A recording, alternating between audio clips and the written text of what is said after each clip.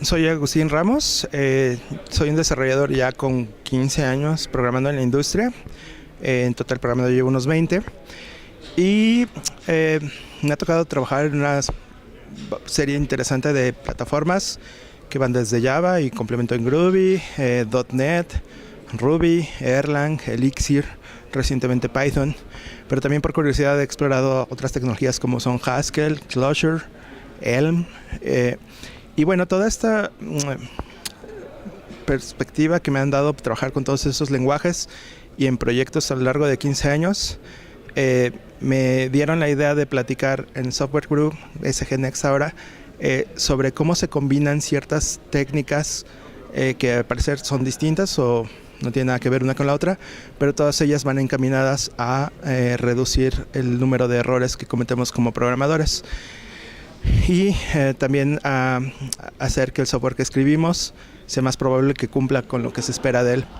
Entonces, pues las distintas técnicas que a veces se consideran como que no tienen nada que ver una con otra, tienen que ver con el sistema de tipado de los lenguajes, si es tipado estático o tipado dinámico. Los lenguajes de tipado estático te ofrecen ciertas garantías en cuanto al correcto funcionamiento del programa, en cuanto a los valores válidos o no válidos que puede recibir un programa o regresar un programa. Y bueno, en general se cree que tienes que escribir más código porque tienes que escribir los tipos de cada cosa.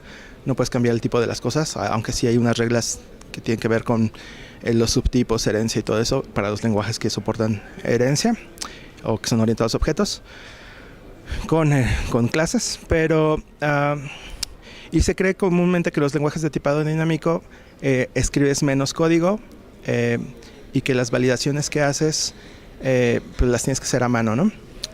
Pero a la hora que revisamos, por un lado, el caso del lenguaje Java, como ejemplo, vemos que hay muchos ejemplos o muchos casos donde el sistema de tipos no funciona de la manera más intuitiva o la manera más deseable desde el punto de vista de un programador. Y aunque hay buenas razones por qué funciona así, la verdad es que son un dolor de cabeza para los usuarios de los lenguajes como nosotros programadores. Entonces, eso es por un lado de los lenguajes de tipado estático. Sin embargo, hay otros lenguajes de tipado estático y puse de ejemplo Haskell, que tienen otras características como la inferencia de tipos y una característica llamada type classes. La inferencia de tipos lo que hace es que tengamos que escribir mucho menos código del que normalmente se entendería un lenguaje de tipado estático. Y los type classes son una técnica de poder crear programas muy genéricos, pero que son seguros en cuanto a tipos. Entonces es un poquito para contrastar con el sistema de tipos de Java, que tienes las ventajas del sistema de tipado estático, pero tienes más poder y escribes menos código. Por otro lado, los lenguajes de tipado dinámico, aunque suelen ser más cortos y más concisos, suelen tener la característica de que muchos errores no los detectas hasta tiempo de ejecución. Y la manera en que te libras de estos errores de tiempo de ejecución, la manera más obvia y la más segura es hacer muchas pruebas. Y cuando acabas de hacer pruebas, haces más pruebas. Pero la verdad es que la mayoría de los programadores que conozco que les prefieren los lenguajes de tipado dinámico no tienen la disciplina para hacer todas las pruebas que serían necesarias. Por otro lado, y complementando esto, hay una tendencia, el lenguaje JavaScript es creo que el más famoso, el más usado en el mundo, entre él y Python se lo llevan, de tipado dinámico, pero en el mundo de JavaScript hay una tendencia a crear superconjuntos de JavaScript a los cuales les puedes poner anotaciones de tipos a los valores, a las funciones, a todos los objetos dentro del lenguaje. Y esto lo que hace es que todos esos errores que antes no podías cachar hasta en tipo de ejecución o mediante pruebas, los caches desde una fase de compilación. Además de esto, la técnica en general de diseño basado en contratos que viene desde lenguajes de los 80 como Eiffel, con esa técnica tú puedes poner anotaciones que te definen las precondiciones, las invariantes, o sea, cosas que no deben de cambiar, y las postcondiciones que se deben de cumplir en la invocación de un programa. Mediante estas anotaciones tú podrías, por ejemplo, decir para una función o un método que recibe un entero, que decir, pues como precondición, el entero que recibes no debe ser menor a 0. o sea, no puede ser negativo. Podrías poner para un string que recibes que el string no debe de ser nulo ni debe de ser vacío, o sea, un string sin caracteres.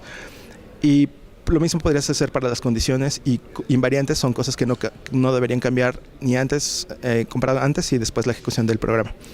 Esas técnicas las puedes utilizar mediante ciertas extensiones o ciertos frameworks o bibliotecas en diferentes lenguajes. En Java en particular, con el Bean Validation Framework, puedes hacer cierto tipo de validaciones de este tipo a nivel de beans o de entidades que modelan el dominio de tu programa. Y bueno, por último, les cuento que hay una técnica que se llama testing basado en propiedades, donde la idea es que en vez de que tú escribas todos los ejemplos que se te ocurran de entradas y validar las posibles salidas de tu programa, lo que defines son propiedades genéricas que siempre se deben de cumplir.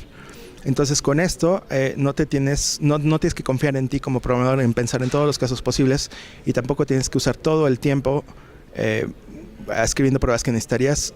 Lo que haces es defines una propiedad. Por ejemplo, si tienes una función, escribiste una función que hace el reverso de una lista, una propiedad es que el reverso del reverso de una lista debe ser igual a la misma lista. Otra propiedad es que el reverso de una lista vacía debe ser una lista vacía. Entonces tú defines esas propiedades y mediante algún framework se generan muchísimos casos de prueba, tantos como quieras, que validan si las propiedades se cumplen para todos esos casos o no. Entonces, pues, en resumen, utilizando estas tres técnicas equilibrada y balanceadamente, muchas veces te puedes quitar de errores muy comunes mientras programamos, utilizando tipos y utilizando diseño por contratos. Y dos, puedes reducir también el número de pruebas que tienes que escribir utilizando estas dos técnicas y además testing basado en propiedades. Y bueno, eso es todo. Muchas gracias.